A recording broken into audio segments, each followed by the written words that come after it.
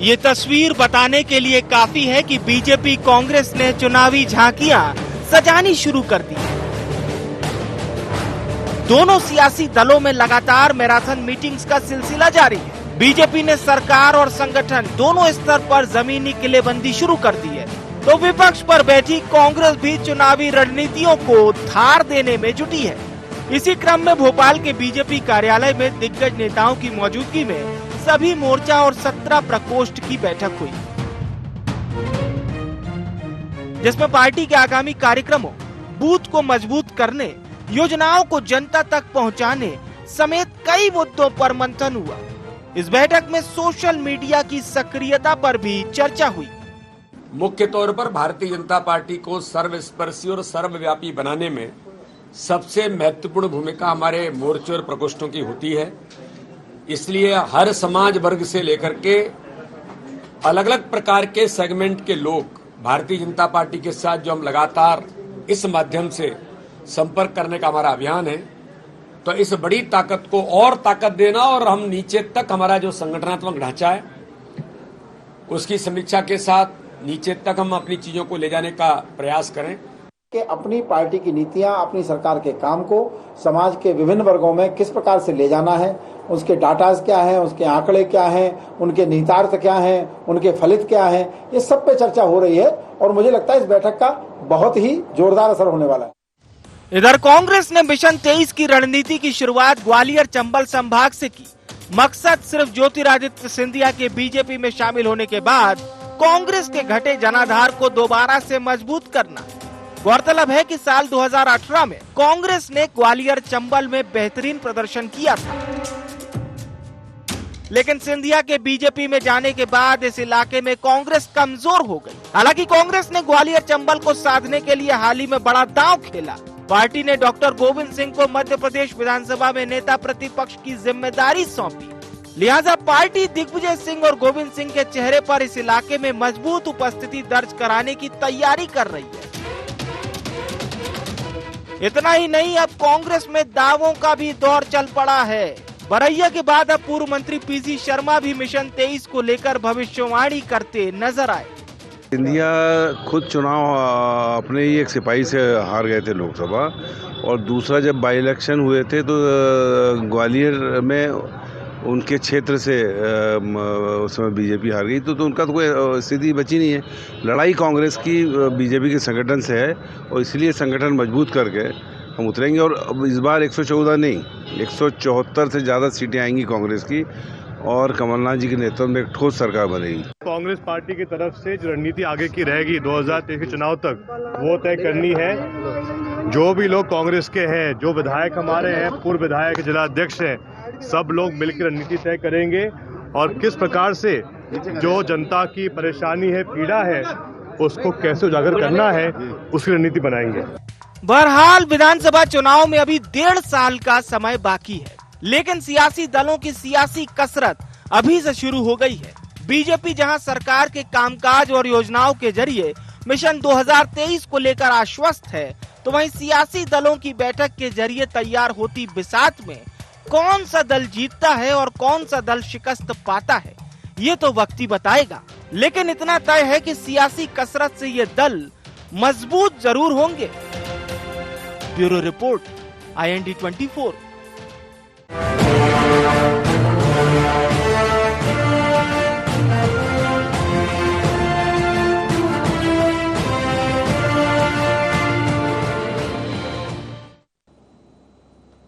नमस्कार, IND agenda में आपका स्वागत है। मैं हूं आपके साथ नाज़नीन नकवी। बात करेंगे जीत के ब्लूप्रिंट की, जिसके लिए कांग्रेस हो या बीजेपी दोनों ही तैयार दिख रही हैं। बैठकों का दौर शुरू हो गया है और कांग्रेस फोकस कर रही है ग्वालियर अंचल पर, लेकिन कितनी कामयाबी मिलेगी इसके लिए इंतजार करना होगा। लेकिन जो एक्सरसाइज की जा रही है, जो कसरत की जा रही है, जिस तरीके से आज संभागीय बैठक की गई है, दिग्गज नेता यहां पर जुटे हैं, तो भोपाल में भी दिग्गजों का जमावड़ा लगा, जहां भारतीय जनता पार्टी ने भी बैठक की है और बैठकों का सिलसिला लगातार जारी रहने वाला है। लेकिन सवाल यह है कि क्या बैठकों के अंदर जो बातचीत होगी उससे जनता को आकर्षित करने के लिए क्या ये ब्लूप्रिंट जो है वो कारगर साबित होने वाला है? बात करेंगे, लेकिन पहले नजर एजेंडा पॉइंट्स पर। क्या बैठक के बहाने मिशन 23 में जुटी MP बीजेपी? क्या ग्वालियर चंबल संभाग में फिर कब्जा कर पाएगी कांग्रेस? बीजेपी संगठन से निपटने नाथ की क्या होगी रणनीति? 174 सीट जीतने के कांग्रेस के दावों में कितना दम? दावे अभी से किए जा रहे हैं। जीत को लेकर दोनों ही दल जोर आजमाइश करने की बात भी कह रहे हैं, लेकिन सवाल यह है कि आखिर ग्वालियर अंचल को साधने के लिए कांग्रेस कौन सा दांव चलने वाली है? पिछले चुनाव की बात करें, बहुत अच्छा परफॉर्म किया था कांग्रेस ने, लेकिन सिंधिया के जाने के बाद नेतृत्व की कमी दिख रही है और इस कमी को आखिर आगे बढ़कर कौन पूरा करने वाला है? जो बदलाव अभी हालिया कांग्रेस में हुआ है, क्या उसका असर दिख पाएगा? इस पर बात करते हैं, मेहमानों से जुड़ते हैं। जितेंद्र मिश्रा मेरे साथ जुड़ रहे हैं, कांग्रेस के प्रवक्ता हैं, बहुत स्वागत है आपका। हमारे साथ उमेश शर्मा जी जुड़ रहे हैं, भारतीय जनता पार्टी का पक्ष रखेंगे। हमारे साथ रंजन श्रीवास्तव हैं, वरिष्ठ पत्रकार है। सभी का बहुत स्वागत। जितेंद्र जी, शुरुआत आपसे करना चाहेंगे क्योंकि ग्वालियर अंचल का जो मामला है और उस पर जिस तरह से अभी से कांग्रेस फोकस कर रही है, ये बड़ा मामला दिख रहा है। कुछ फेरबदल आपने किए, नेता प्रतिपक्ष की जिम्मेदारी भी आपने डॉक्टर गोविंद सिंह को सौंप दी है और कद्दावर नेता माने जाते हैं। तो क्या लग रहा है आपको कि पिछली बार 27 सीटें, उपचुनाव में हाथ से गई 10 सीटें, लेकिन अब वापसी जब 23 में कांग्रेस करेगी, कैसे परिणाम होंगे? निश्चित तौर पर चूंकि विधानसभा के चुनाव सामने हैं, इसलिए संगठन स्तर पर काम चालू हो गया है सभी राजनीतिक दलों का। खासतौर से आप देखेंगे कांग्रेस भी अपनी तैयारी में लगी है और भारतीय जनता पार्टी भी अपनी तैयारी में लगी है। इसके पीछे हम अपने संगठन को मजबूती प्रदान करने की दिशा में लगातार काम कर रहे हैं। जो हमारे वरिष्ठ नेताओं के जो एकजुटता का परिचय आपने देखा होगा नाज़रीन 2018 में दिया था, जिसकी वजह से सरकार बनी थी, आज सारे लोग एक साथ होकर के इस पूरे प्रदेश में प्रदेशव्यापी दौरे का कार्यक्रम बना रहे हैं और बहुत जल्दी आप ये देखेंगे कि मध्य प्रदेश के एक एक बूथ पर हमारे बड़े नेताओं का जाना होगा। इसके पहले आप देखिए कि हमने लगातार जन जागरण के माध्यम से पूरे देश में इस महंगाई भ्रष्टाचार के खिलाफ आंदोलन खड़ा किया। मोहल्ले में जाके, चौपाल में जाकर के हमने ये बात रखी थी कि भारतीय जनता पार्टी की सरकार महंगाई बढ़ा रही है, भारतीय जनता पार्टी की सरकार में बेरोजगारी बढ़ी है और भ्रष्टाचार बढ़ा है। इसके बाद हम एक नया प्रोग्राम और शुरू किया, जिसमें आपने देखा घर घर चलो अभियान था, जिसके माध्यम से हमने हर घर में दस्तक दी है, हर घर में भारतीय जनता पार्टी की जो नीतियां हैं उनको बताया है और कांग्रेस सरकार ने जो 15 महीनों में फैसले लिए थे, चाहे वो गौशाला की बात हो, चाहे महाकाल के जीर्णोद्धार की बात हो, चाहे पुजारी मानदेय की हो, विधवा पेंशन की हो, या तमाम योजनाएं जिनको लेकर के कांग्रेस ने काम किया था, उनको बताने का काम किया। ये तो जितेंद्र जी आप आगे भी बताएंगे, अभी भी आप अभी मैं आपको बता रहा हूं। लेकिन मैंने जो सवाल पूछा वो ग्वालियर अंचल के संदर्भ में इसलिए पूछा क्योंकि आपने यहाँ पर संभागीय बैठकों से शुरुआत की, आपकी बैठकें शुरू हो गई हैं और ये वो गढ़ है जहां पर आप ये मान लीजिए कि सिंधिया जी का दबदबा, इस तरीके की बात दिख रही है। अभी आपके पास क्या कोई ऐसा फेस है जो उन्हें टक्कर देगा? आपने उपचुनाव में गद्दारी वाला मुद्दा भी खूब जोर शोर से उठाया, उसके बावजूद उल्टा ये हुआ कि कांग्रेस की सीटें घट गई। देखिए, मेरा ये कहना है कि सिंधिया अगर फेस होते, सिंधिया अगर चुनाव जिताऊ गारंटर होते, तो वो क्यों खुद हार जाते? एक छोटा सा कार्यकर्ता था भारतीय जनता पार्टी का जिसने उन्हें पराजित किया था।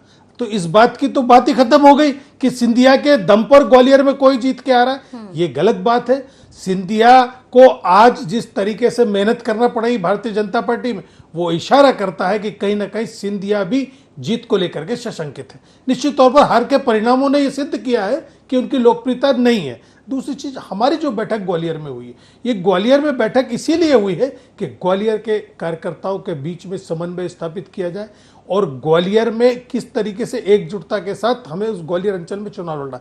पिछली बार भी हम जीते थे। इसके बाद उपचुनाव की अगर आप बात करेंगी तो उपचुनाव में आपने देखा कि किस तरीके से भारतीय जनता पार्टी जीती। वो आपको ट्रेलर देखने को मिला दमोह चुनाव में कि नोटों से भरी हुई गाड़ियां आपके चैनल ने दिखाई थी कि पकड़ी और थाने में खड़ी हुई। दमोह में धनबल का प्रयोग नहीं चल पाया, दमोह सीट आप हार गए। रैगांव में आपका धनबल का प्रयोग नहीं चल पाया, रैगांव सीट आप सरकार में रहते हुए हार गए। खंडवा में 3.25 लाख की जीत थी नाज़रीन, 70,000 पे सिमट गई। बात पृथ्वीपुर की जाए, पृथ्वीपुर में आपके पास कैंडिडेट नहीं था, सपा से ला करके आपने चुनाव लड़ाया, जोवट में आपके पास कैंडिडेट नहीं था, आप इस जुगाड़ में घूम रहे थे किसी दूसरे दल का ला करके लड़ाया जाए, क्योंकि भारतीय जनता पार्टी का कार्यकर्ता चुनाव में जाने की स्थिति में नहीं यानी था। आप कमियों पर अभी से काम कर रहे हैं। चाहे कोरोना काल की बात हो, चाहे महंगाई हो, चाहे महिलाओं की गृहस्थी का सामान हो, रसोई गैस, पेट्रोल, डीजल, किस मुंह से जनता भारतीय चलिए इस बारे में अगले राउंड में मैं आपसे बात करूंगी। उमेश जी, बहुत कुछ बोला है जितेंद्र जी ने, सीधा जवाब ही लेती हूँ आपसे। नहीं, जितेंद्र जी की बातों का तो कोई जवाब नहीं देना है। मैं तो उनको धन्यवाद करता हूं कि उन्होंने माननीय ज्योतिरादित्य सिंधिया जी के कद को इतना प्रभावी माना कि पूरी कांग्रेस पार्टी के दिग्गजों को ग्वालियर में जमावड़ा करना पड़ा। तो ये हमारे लिए तो सौभाग्य का विषय है और हमको लगता है कि हमारा जो नेता है, हमारा जो कार्यकर्ता है, वो इतना शक्तिशाली है और इतना अतुलित बलधाम है कि उसके लिए पूरी कांग्रेस पार्टी को ग्वालियर में जाकर विशेष रूप से एक बैठक करना पड़ती है। जितेंद्र जी अगर कहते कि ग्वालियर की जो बैठक थी वो हमारी रूटीन बैठक थी और हम अलग अलग संभागों में इस प्रकार की बैठक करते तो आश्चर्य नहीं होता। और जितेंद्र जी ने स्वयं स्वीकार करा कि ज्योतिरादित्य सिंधिया जी के कारण ग्वालियर में बैठक करना पड़ी। तो उनको धन्यवाद कि कम से कम हमारे नेता की शक्ति से इतनी आक्रामक तो है कांग्रेस पार्टी। लेकिन ये जरूर कह रहे हैं कि ग्वालियर में मजबूती के लिए बैठक है। जी, मैंने ये बताया कि पहली बैठक ग्वालियर में हुई है और समूचे प्रदेश में बैठक होगी। मैंने ये नहीं बोला कि सामने वाले मित्रों को बहुत ध्यानपूर्वक सुनता हूँ, शब्द सुनता हूँ और आत्मसात करता हूँ। उन्होंने कहा कि आज ग्वालियर की बैठक करिए। आप खुद ही अपना जवाब दे रहे हैं, मुझे कुछ कहने की जरूरत नहीं है, आपको मौका दिया, आपने जवाब दिया, अच्छी बात है। ठीक है, चलिए आगे बोलिए उमेश जी, आपकी रणनीति क्या रहेगी? क्योंकि कांग्रेस पे तो आप बात नहीं करना चाहते, ठीक है, लेकिन कांग्रेस भी ये कह रही है कि हम सिंधिया जी से नहीं, बीजेपी संगठन से मुकाबला करेंगे। तो फिर आपको क्या लगता है कि अब कांग्रेस आपके साथ टक्कर में खड़े होने के लिए आपको लग रहा है कि अभी से अगर वो भी तैयारी कर रही है तो कुछ अच्छा चुनाव दिखेगा? नहीं नाजनीन जी, मैं उमेश जी रूप से राजनीतिक क्षेत्र में कभी भी सामने वाले राजनीतिक दल को हम लोग कमतर मानते नहीं है। कांग्रेस पार्टी का अपना एक गौरवशाली इतिहास रहा है, बहुत पुरानी पार्टी है, राष्ट्रीय राजनीतिक पार्टी है। ये बात अलग है कि इस समय वो जो दुर्दशा के दौर से गुजर रही है और उसका जो अपना आला कमान, जो हाई कमान है, उस हाई कमान की अनिर्णय की स्थिति और अनिश्चय की स्थिति ने पूरी कांग्रेस पार्टी की जो संभावनाएं है उसको मटिया में हिट कर रखा है पूरे देश भर में, वो एक अलग विषय है। पर भारतीय जनता पार्टी के कार्यकर्ता के नाते या भारतीय जनता पार्टी एक राजनीतिक दल के नाते सामने वाले प्रतिपक्ष को हम कभी भी कमजोर मानते नहीं है। कांग्रेस पार्टी का अपना लोकतांत्रिक अधिकार है, वो कहीं भी बैठक करे, कितने भी आक्षेप हम पर करे, भारतीय जनता पार्टी अपनी तयशुदा रणनीति के साथ आगे बढ़ती है। और जो जितेंद्र जी ने कहा है और जो जितेंद्र जी के पहले माननीय कमलनाथ जी अक्सर कहते रहे हैं कि हमारा जो मुकाबला है वो भारतीय जनता पार्टी के संगठन से है, तो हमको मालूम है कि हमारी शक्ति जो है वो हमारे संगठन में है, तो हम अपने इस संगठन को मजबूत बनाते हैं। आज आप देखिए कि हमारे जो 1056 मंडल है, वो सारी मंडल इकाइयां जो है हमने उस पर यह तय करा है कि स्वावलंबी मंडल और सशक्त बूथ, हमारे जितने 65,000 बूथ है, उन 65,000 बूथों पर हमारे 25-25 कार्यकर्ताओं की जो टोली है वो काम करने के लिए तैनात कर दी गई है। हम तो संगठन स्तर में पन्ना प्रभारी तक पहुंच गए, पेज प्रभारी तक पहुंच गए। कठिनाई हमारे पास तो संगठन है।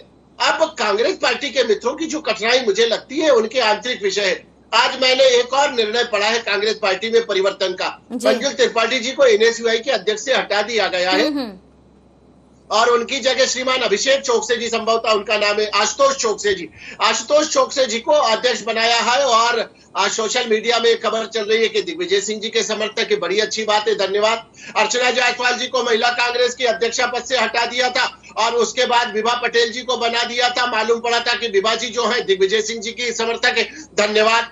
युवक कांग्रेस के जो अध्यक्ष है विक्रांत भूरिया जी, वो घोषित तौर पर दिग्विजय सिंह जी के समर्थक है, धन्यवाद। गोविंद सिंह जी जो नेता प्रतिपक्ष, मुझे लगता है अभी हालिया नाम सारे पूरे हो गए हैं, तो वो दिग्विजय सिंह जी के समर्थक है। तो ये जो चौसर बिछाई जा रही है दिग्विजय सिंह जी एंड कंपनी के द्वारा, चाहे तो उमेश जी क्या लगता है 2018 में भी दिग्विजय सिंह ही थे, जैसा कि भारतीय जनता पार्टी कह रही थी कि फेस दिख कुछ रहा था और पीछे से कोई और काम कर रहा था, तो एक बार फिर से अगर दिग्विजय सिंह ही ये बिसात बिछा रहे हैं तो क्या लगता है आपको भारतीय जनता पार्टी को थोड़ा और एक्टिव होना पड़ सकता है क्या? नहीं, ये लाक्षागृह हमारे लिए नहीं बन रहा है। इस लाक्षागृह का निर्माण, इस दुर्भिसंधि का निर्माण, इस लाख के महल का निर्माण करा जा रहा है कमलनाथ जी के लिए। आप देखिएगा कि कांग्रेस पार्टी में आने वाले समय में बड़ा भूचाल देखने को मिलेगा। जिस तरह दिग्विजय सिंह जी राजनीति के पासे फेंक रहे हैं, ये समझ के चलिएगा कि आने वाले समय में चलिए ठीक है, रंजन जी हमारे साथ हैं, उनसे समझ लेते हैं। अध्यक्ष के नाते कमलनाथ जी का मुझे लग रहा है कि 2-4 महीने की अंतिम पारी है और दिग्विजय सिंह बहुत तेजी से पूरे संगठन पर कब्जा कर रहे हैं। रंजन सर, क्या लग रहा है आपको, दिग्विजय सिंह एक बार फिर से, जैसा कि वो पहले स्टेटमेंट में कह चुके थे, यात्रा करनी होगी, कार्यकर्ताओं को एकजुट करना होगा, सब एक साथ आएंगे तो चुनाव जीत सकती है कांग्रेस। और अब जो बैठकों का दौर शुरू हुआ है ग्वालियर चंबल में, उनके नेतृत्व में जिस तरीके से ये बैठक हुई है, और साथ ही साथ गुटबाजी का कुछ आरोप जो भारतीय जनता पार्टी भी लगा रही है, लेकिन सवाल ये है, मकसद ये है कांग्रेस का कि चुनाव जीतना है, वोट हासिल करने हैं, उसके लिए बिसात कैसे भी बिछाई जाए, मोहरे कैसे भी सेट किए जाएं, लेकिन एजेंडा क्लियर है कि 2023 में कांग्रेस चाहती है सत्ता में वापसी। जी, ये बिल्कुल सही बात है। पिछला जो उनका चुनाव था, सरकार बनी, सरकार 15 महीने से ज्यादा नहीं चल पाई, तो कांग्रेस भरपूर कोशिश करेगी कि जो पिछली गलतियां हो गई दोबारा ना हो और सरकार भी हो। जहां तक आपने पहली बात कही, जाहिर है कांग्रेस से अभी पिछले कुछ समय से कांग्रेस हाईकमांड के निर्देश के बाद डिफरेंसेस पार्टी में दिख रहे थे लगातार, तो अभी एक यूनाइटेड फेस दिखाने की कोशिश हो रही है।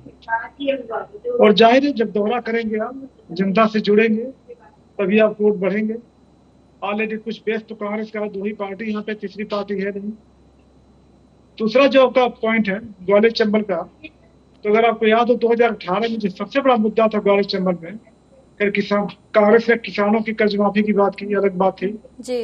बेरोजगारों को जो भत्ता की बात की अपनी जगह थी, लेकिन जो सबसे बड़ा मुद्दा ग्वालियर चंबल में बना वो था माई कलाल, जो सीएम का स्पीच था, वो बहुत बड़ा मुद्दा बना उसके पहले के बाद मुझे जो एक अपर कास्ट लोअर कास्ट वहां पे झगड़े हुए, वायलेंस हुआ, उससे इस मामले को और तोड़ मिला, लेकिन वो चीज पुरानी हो गई है, गुस्सा शांत हो गया है। अब कांग्रेस को देखना है कि वो तो नहीं चलेगा, तो मार चला नहीं चलेगा, दूसरे मुद्दे नहीं चलेंगे, अब उनको लीडर चाहिए। इंडिया जी है नहीं, जो मेजर डिफरेंस है अभी समय 2023 में जी। तो उसको लेकर के जो सिंधिया का रिप्लेसमेंट तो नहीं मिल सकता कांग्रेस को। गोविंद सिंह कोशिश कर सकते हैं, लेकिन ये भले ही चुनाव हार गए हो सिंधिया, लेकिन उनका जो इन्फ्लुएंस है अपना रीजन में, ये नहीं कह सकते खत्म हो गया हो। राजघराने का इन्फ्लुएंस है, राज फैमिली का इन्फ्लुएंस है लोगों के दिमाग में, तो एरिया को देखा जाए तो सिंधिया का रिप्लेसमेंट मिलना मुश्किल है। इसलिए कांग्रेस कोशिश कर रही है गोविंद सिंह को आकर के। रंजन जी, आपको क्या लगता है, एक चुनाव को जीतने के लिए स्ट्रैटेजी की जितनी जरूरत होती है, फेस की भी उतनी जरूरत होती है? बार बार कमलनाथ जी मैनेजमेंट की बात करते हैं कि हम मैनेजमेंट कर रहे हैं, और दिग्विजय सिंह जो है वो रणनीति बना रहे हैं। तो क्या लगता है आपको, अगर एक बेहतर रणनीतिकार मिलता है कांग्रेस को तो फेस मिल जाएगा, लेकिन रणनीति मजबूत होनी चाहिए, क्योंकि बहुत सारे ज्वलंत मुद्दे हैं, बावजूद इसके कांग्रेस उतनी एक्टिव नहीं दिख पा रही है। देखिए, रणनीति तब काम करती है जब मुद्दे आपके पास होते हैं। मैंने कहा पिछली बार जो थे कुछ मुद्दे उनके पास थे, किसानों कर्ज माफी का बहुत बड़ा मुद्दा था उनके पास, जिन्होंने प्रॉमिस किया था, उतना पूरा नहीं हो पाया। बेरोजगारी भत्ता का बहुत बड़ा मुद्दा था, उस पर काम किया उन्होंने। अब देखना है अभी फिलहाल कांग्रेस के पास क्या मुद्दा है जो एंटी इनकम्बेंसी को कितना भुना पाती है जी, कौन से मुद्दे लेके आ पाती है। हमने कहा ना माई कलाल नहीं चलेगा। चलिए पूछ लेते हैं जितेंद्र जी से, कांग्रेस के पास। जितेंद्र जी, कौन से मुद्दे होंगे अब नए? महंगाई, बेरोजगारी, किसानों की बात, और हालांकि देखा जाए कमलनाथ जी ने कह दिया कि अगर हम फिर से आते हैं तो हम वचनबद्ध हैं, हम किसानों की कर्ज माफी करेंगे, पुरानी पेंशन की आप बात कर रहे हैं, लेकिन ग्वालियर चंबल की बात करें और ओवरऑल पूरे प्रदेश की बात करें, जनता के बीच जाने के लिए कौन से मुद्दों के साथ कांग्रेस तैयार है? देखिए राजनीति, सबसे पहली चीज तो आप ये देखिए कि इस सरकार के खिलाफ मुद्दों की जरूरत अगर हमको ढूंढना पड़े तो मुझे लगता है गलत होगा। आप किस मोर्चे पर सरकार सफल हुई है? आप ये बताइए, मध्य प्रदेश में कितना कर्ज में मध्य प्रदेश है, उसके अनुपात में अगर विकास देखा जाए तो आपको दिख रहा है? कहीं नहीं दिख रहा है। महंगाई का क्या आलम है, ये क्या बहुत बड़ा मुद्दा नहीं है? सारे के सारे लोग पीड़ित इस मुद्दे से। भ्रष्टाचार के जो आरोप इस सरकार पे लगे, मुझे लगता है देश में रिकॉर्ड तोड़ दिए गए। इतने बड़े बड़े भ्रष्टाचार के आरोप इस सरकार पे लग गए। महंगाई, भ्रष्टाचार के अलावा आप ये देखिए, अभी आपने सुना बीडी शर्मा कह रहे थे सर्वस्पर्शी। कौन सा स्पर्शी? आपने आदिवासियों के साथ कौन सा न्याय किया? आदिवासियों के लिए जो योजना का मद आता है, जो सिर्फ आदिवासियों के लिए योजना में खर्च करना चाहिए, उसको आपने दूसरी योजनाओं में खर्च कर दिया। आदिवासी सुरक्षा का यह हाल है, भारतीय जनता पार्टी के नेता जीप से बांध के हत्या कर देते, भारतीय जनता पार्टी और बजरंग दल के लोग खुलेआम हत्या कर देते। ये आदिवासियों की हालत मध्य प्रदेश में, ये मुद्दों की कमी क्या है? दलित समाज को 10 फीट गहरे गड्ढे में गाड़ दिया जाता है, जिंदा उनको दफन कर दिया जाता है। ये कांग्रेस के पास मुद्दे हैं, हाँ, लेकिन मुद्दों को सामने लेकर जनता के बीच जाएगा कौन? वो चेहरा कौन होगा? अपनी बात खत्म कर रहा हूं। मेरा ये कहना है, कर्ज माफी हुई है। भारतीय जनता पार्टी की सरकार ने कहा 27 लाख लोगों का कर्ज माफ हुआ। इनके मंत्री का सदन में जवाब है, तो कर्ज माफी हुई है। निश्चित तौर पर पूरी कर्ज माफी नहीं हो सकी, क्योंकि जो वादा हमने किया था उसका हमें समय कम मिला, लेकिन जो हमने 15 महीनों में काम किया, चाहे आप देखिए शुद्ध के लिए युद्ध हो, चाहे महाकाल जीर्णोद्धार के लिए पैसा हो, राम वन गमन की बात हो, तो ये सारी चीजें हम जनता के बीच सवाल सामने उठना लाजमी है कि अगर आप संभागवार अलग अलग जगह बैठक करने ही वाले हैं, तो इसकी शुरुआत के लिए ग्वालियर अंचल को ही क्यों चुना गया? हाँ, ग्वालियर अंचल को इसलिए चुना गया कि ग्वालियर अंचल में सबसे ज्यादा सीटों पर उपचुनाव हुए थे और निश्चित तौर पर हमने वो सीटें खोई थी, तो हमारा दायित्व बनता है कि सबसे पहली बैठक ग्वालियर में होना चाहिए। हमारा जो कार्यकर्ता 2018 में मजबूती के साथ खड़ा था, वो 2023 में भी मजबूती के साथ खड़ा हो। उसके लिए आपने देखा अभी कितनी प्रतिमान, कितनी उपमाएं आपने देखा उमेश शर्मा जी ने दी। निश्चित तौर पर प्रवक्ता है, वरिष्ठ है और विद्वान है, लेकिन दिग्विजय एंड कंपनी उनके मुखारबिन से शोभा नहीं देता है। आप बिल्कुल आलोचना कीजिए, आपका अधिकार है, लेकिन किसी को प्राइवेट कंपनी मत। चलिए, आलोचना से ज्यादा तो Umesh ji BJP voting percentage बढ़ाने पर काम कर रहे हैं। जी बोलिए, उसके बाद उनको मौका देना। कौन किसका आदमी था, कब बदल दिया जाता है, अर्चना जायसवाल हो या त्रिपाठी हो, लेकिन किसी ने यह नहीं कहा कि भाजपा में पोखरण हो गया, मुझे मालूम नहीं चला। ये भारतीय जनता पार्टी के प्रदेश अध्यक्ष प्रभात झा ने कहा था कि मुझे बदल दिया गया, मुझे मालूम नहीं चला। तो ऐसे पोखरण कांग्रेस में नहीं होते। अगर संगठन स्तर पर काम सही नहीं होगा तो भरोसे में लेके बदल दिया जाएगा। चलिए उमेश जी, आप वोटिंग परसेंटेज बढ़ाने पर भी काम कर रहे हैं, बैठकें कर रहे हैं, बूथ को मजबूत करने की बात कर रहे हैं, और साथ ही साथ जितेंद्र जी ने जो कहा, अगर आप उसका भी जवाब देना चाहें। निश्चित रूप से भारतीय जनता पार्टी जो है, हमारा कार्य का जो आधार होता है वो संगठनात्मक केंद्रित होता है। संगठन केंद्रित कार्य हमारा रुचि का विषय है, और वही मुझे लग रहा है कि भारतीय जनता पार्टी के राजनीतिक विस्तार का सबसे मुख्य और महत्वपूर्ण कारण है। इस समय हमने तय करा है कि हमको अपना वोट प्रतिशत 50+ करना है, अर्थात हमको कम से कम 51% वोट की हिस्सेदारी मध्य प्रदेश में चाहिए। अब मध्य प्रदेश में अगर इस 51% वोट की हिस्सेदारी हम करने जाते हैं तो हमको एक साथ बहुत सारे मोर्चों पे काम करना है, जो भारतीय जनता पार्टी कर रही है। हम अपनी सरकार के परफॉर्मेंस को लेकर जनता के बीच में जाएंगे, हम अपनी ऑडिट रिपोर्ट जनता के सामने रखेंगे। अंततः जो चार्टेड अकाउंटेंट की भूमिका लोकतंत्र में निभाती है वो जनता जनार्दन होती है। मतादेश देना, जनादेश देना जनता जनार्दन का सर्वाधिकार है और सुरक्षित अधिकार है। तो हम जनता के बीच में जाएंगे, हम अपने सरकार के 17, 18, 20 साल जो 20 माह जो भी रहे होंगे, 20 साल उसका पूरा व्रत निवेदन करेंगे। उसके बाद चलिए ठीक है उमेश जी, आपने कहा जनता को हिसाब देंगे और बाद में जनता काम देखकर भी हिसाब करेगी। सभी का बहुत शुक्रिया, लेकिन देखना होगा कि जीत के इस ब्लूप्रिंट को तैयार करने वाले सियासी दलों का आखिर रिजल्ट कैसा होगा। जनता के बीच जब सौगात लेकर पहुंचेंगे, घोषणा पत्र लेकर पहुंचेंगे, तो जनता भी ऑडिट करेगी कि पिछली बार जो कहा गया उस पर खरा कौन कितना उतरा। फिलहाल इतना ही, दीजिए इजाजत, नमस्कार।